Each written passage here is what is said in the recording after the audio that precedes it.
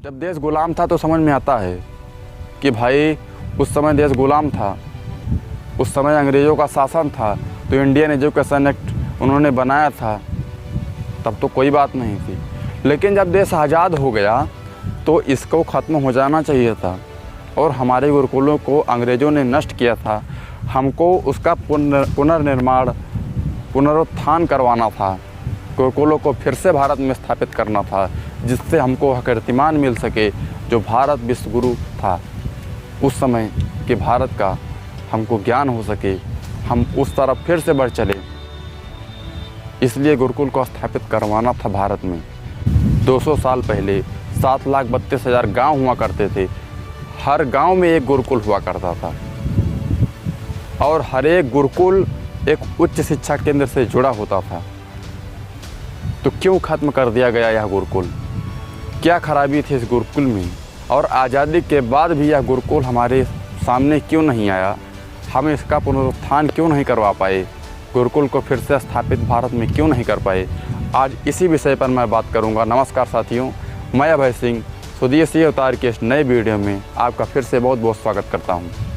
आज इस वीडियो में हम जानेंगे कि गुरुकुल जो हमारी शिक्षा पद्धति थी भारत की, जिससे इतने महान महान वैज्ञानिक हुए हैं, उसको नष्ट करने का क्या कारण रहा। गुरुकुल एक ऐसी शिक्षा पद्धति थी जिसमें बच्चों को संस्कार दिया जाता था, वेद पुराण शास्त्र उपनिषद का ज्ञान कराया जाता था, चिकित्सा, युद्ध कला, विज्ञान, लगभग हर एक कौशल के क्षेत्र में इनको निपुण बनाया जाता था।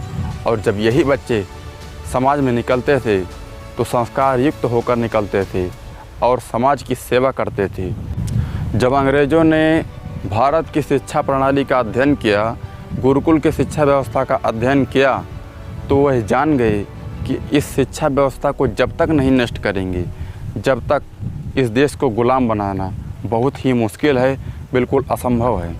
तब उन्होंने सन 1858 में एक कानून बनाया जिसका नाम भारतीय शिक्षा व्यवस्था है, जो आज भी जिस हम शिक्षा व्यवस्था में पढ़ते हैं उसका नाम भारतीय शिक्षा व्यवस्था, इंडियन एजुकेशन एक्ट है।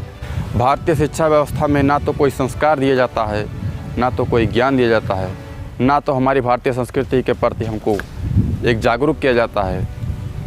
भारतीय वेद शास्त्र पुराण उपनिषद के बारे में हमको ना तो कुछ पढ़ाया जाता है, ना बताया जाता है। जो शिक्षा ज़िंदगी में कभी भी काम नहीं आती, ना समाज के लिए ना खुद के लिए, वह हमें पढ़ाया जाता है केवल डिग्री के लिए।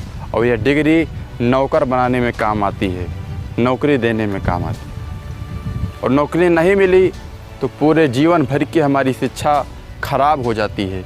ऐसी शिक्षा व्यवस्था पर लानत है हमको, जो आज भी हमारे देश में चल रही है और हम लोग उसमें शिक्षा ग्रहण करते हैं। क्या करना ऐसी डिग्री का, क्या करना ऐसी शिक्षा का जो हमारे जीवन में काम ना आ सके, हमको चोरी करने पर मजबूर करे।